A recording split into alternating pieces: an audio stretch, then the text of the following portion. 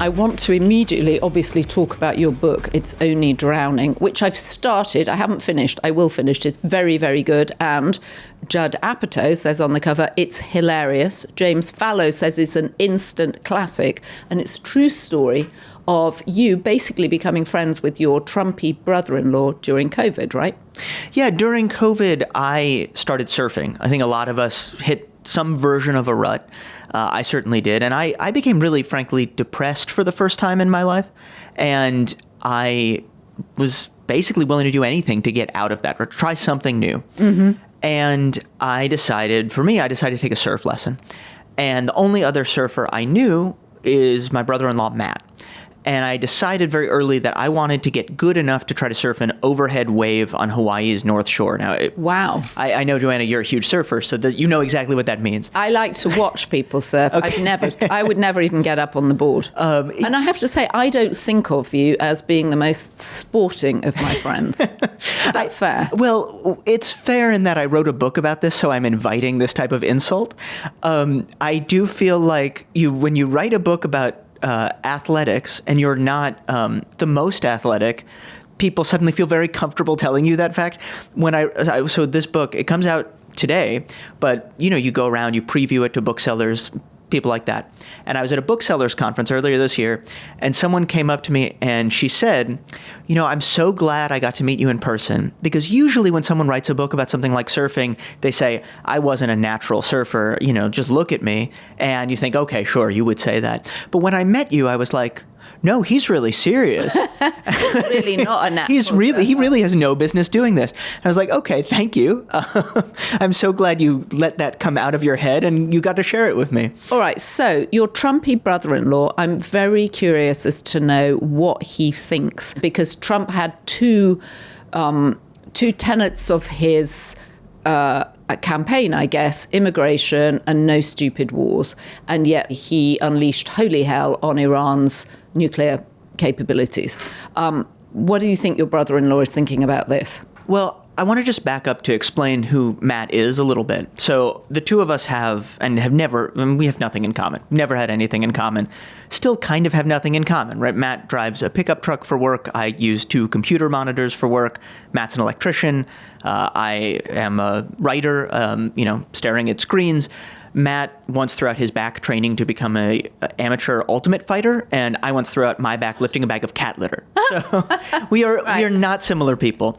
And we started surfing together, and one of the things I found very quickly when we started spending time together outside of the water is, you called him Trumpy, and if he were here, I bet he would say, well, not really. He's Joe Rogan-y, right? Which is a very specific part of the Trump coalition. The Joe Rogan fans, until recently, were not actually really part of MAGA at all.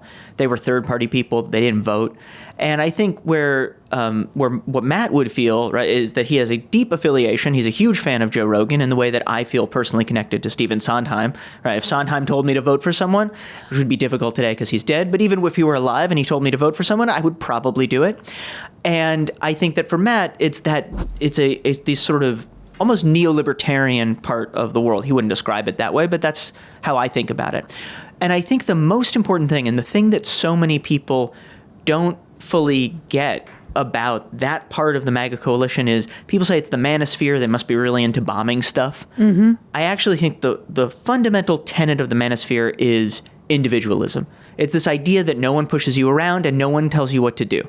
And that was true during the pandemic when it came to health, still true to some extent. It's true when it comes to finance, and saying, okay, I'm not going to be part of the system. I'm going with crypto. It's true when it comes to how you're going to keep yourself safe, right? Where a lot of people say, oh, okay, I'm going to learn martial arts or get a gun. And nothing is as deep a reminder that you don't have full control over your own life as your government starting a war. And that, I think, is why Iran in particular, it's not just a foreign policy issue, but for people in the kind of Joe Rogan cinematic universe, this gets at the heart of how they see the world. And so I think that most of MAGA, their guiding principle is whatever Trump says goes. Right? Most people will say, I was anti-war when Trump was anti-war, now he's into war, great. But I think the Joe Rogan fandom, right, the manosphere, that's a part that I think is actually going to break off or could break off because of this war, especially if we get entangled in it.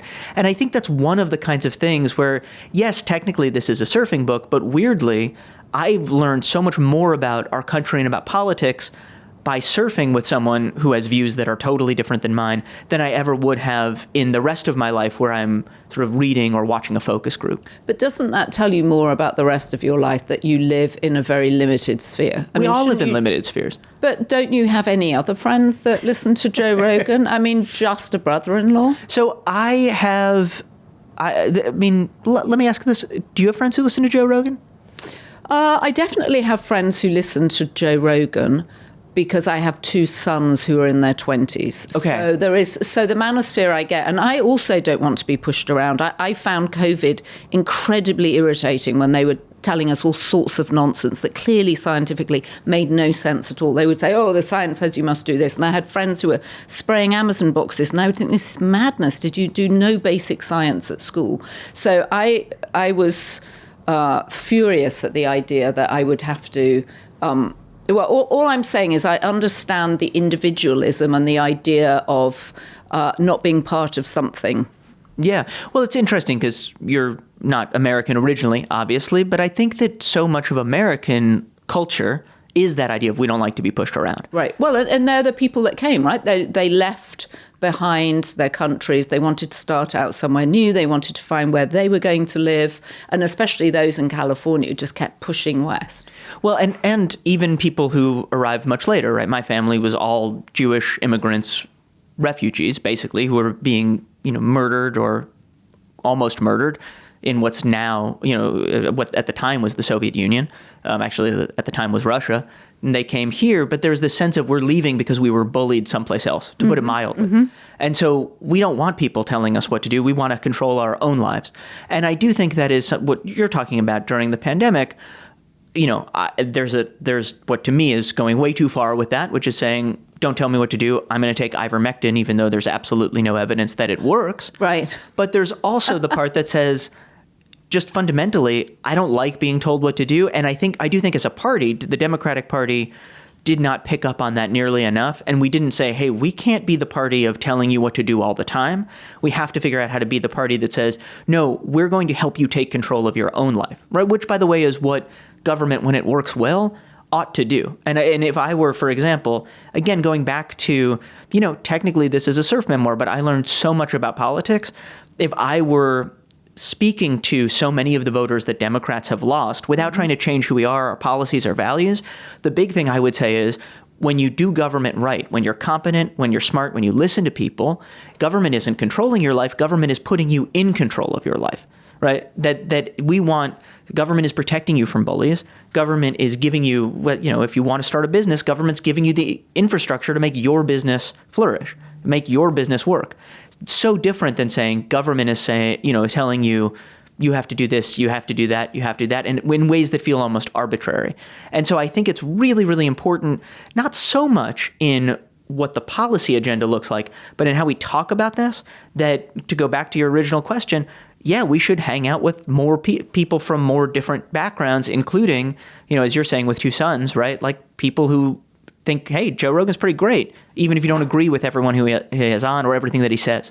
Well, and also you can listen to Joe Rogan and you can listen to Scott Galloway, for example, another person that really appeals to young men because he's very sort of straightforward about here's what you need to be successful. When you first started listening to Joe Rogan, what did you think?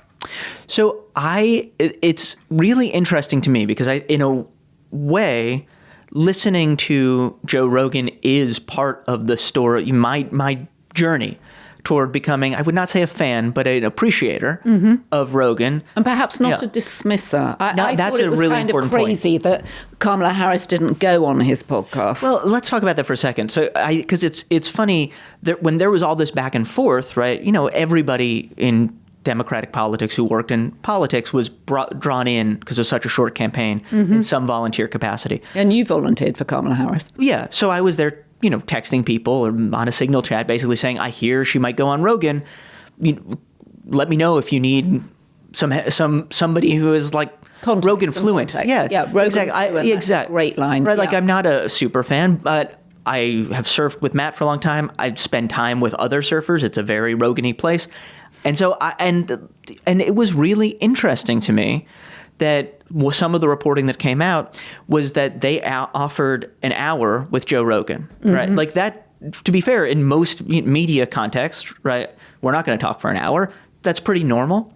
But with Joe Rogan and his fans, it's like, whoa, what is going on? Because for Rogan, the length of the interview is part of the point, right? The idea is he's sitting there for 3 hours. Right. You can't run. You can't hide. Yep. You may agree or disagree with that.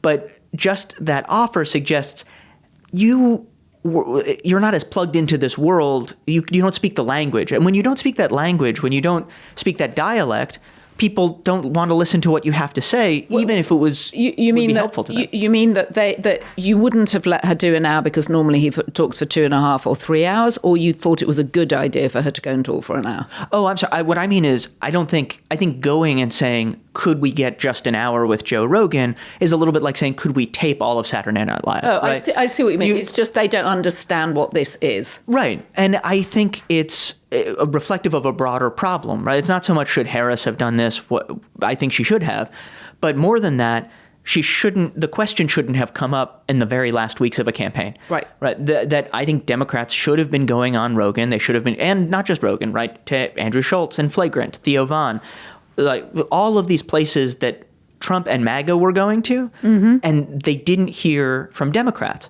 And I do think it's a good thing that Democrats have now started to go back into some of those places and say, hey, it turns out if you're not hearing from us, you're hearing about us from someone else, and they're not going to be very flattering about it. So instead of trying to say, we're going to deny you a platform, which whether you want to, that's a good or bad thing morally, it's impossible. You can't deny Joe Rogan a platform, right? And so I think that's the question that I think that the Democrats failed to answer, but I'm glad we're finally starting to. I got to do my author thing and just make sure that there we go. Okay. It's only drowning. I'm just going to hold it up here. Yes, There's no right. quote on here from Joe Rogan, but are you going on the show to promote it? I would love to. We've certainly pitched him. I don't know. She's not a very meta guy, but I would love to do that. But I think that's the thing that when I started writing this book, I was like, I would never want to listen to Joe Rogan, let alone go on his show.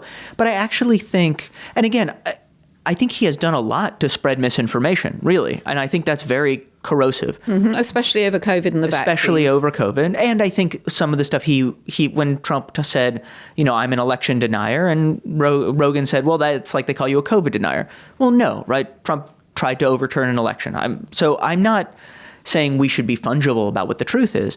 What I'm saying is I do think that Rogan, first of all, is a great interviewer. Just his interviewing talent is fantastic. And second of all, I think he is a genuinely curious person. Mm-hmm. I don't agree with the judgment that he makes based on what the inputs he gets from his curiosity, but it's so different than a lot of the MAGA universe. Charlie Kirk is a good example, right? Young guy, but he's like a classic conservative Rush Limbaugh type. He's not really curious about the world. He wants to impose his view of the world. Rogan is much more open, and so if you go on his show, and I think that, you have an ability to get your message across and also have him say, oh, yeah, that's kind of interesting. In fact, if anything, I think he's a little bit too credulous. One of the things I heard was that the reason Kamala didn't go on the Joe Rogan show was because some of her younger, much more left members of the campaign team were like, absolutely not. You can't do that. If you do that, we will leave. I don't know if that's true or not, but I will tell you this. That reflects a view that I had before I started spending time with Matt. My view was very much that you draw a line and you say if somebody is spreading misinformation, you can't platform them. And I think two things changed, right? To me, any good story, certainly a memoir, you have to ask yourself, this is a story about me changing. How did I change? I changed in at least two ways. So one is the idea of platforming. The more time I spent with people who get news from places and information from places that are nothing like where I get my news and information from, the more I realized the platforms are there. You can't deplatform what is essentially at this point the internet, right, and social media and phones. Mm-hmm. Deplatforming is not possible. It doesn't mean you need to go everywhere, but it means your inclination should be to go everywhere, and only as a last resort you say no, because it's not a betrayal of your values to show up. So that's one thing I would say that I learned. And then another thing that I think I learned through this is that, yes, I think Joe Rogan's impact on the country during the pandemic was harmful, but it wasn't because he was a MAGA guy. And the pushing people away pushed people toward MAGA. Right. That I saw this happen with Matt too. We were never like super close before the pandemic, but during the pandemic, I felt like a real need to be a little standoffish when I saw him, because I felt like that was kind of living my values, because I knew he wasn't vaccinated and I was. And I could see that just as I retreated even more into my information bubble, he also was in his bubble and he wasn't hearing from people like me. And so when I started surfing with him, which was about a year or two into the pandemic, I could see that he had spent this time kind of marinating in a world that was moving toward the right, in part because everybody who was in the center or the left of center said, we don't want anything to do with you. This podcast was produced by Devon Rogerino, Anna von Ursen, and it was edited by Jesse Millward.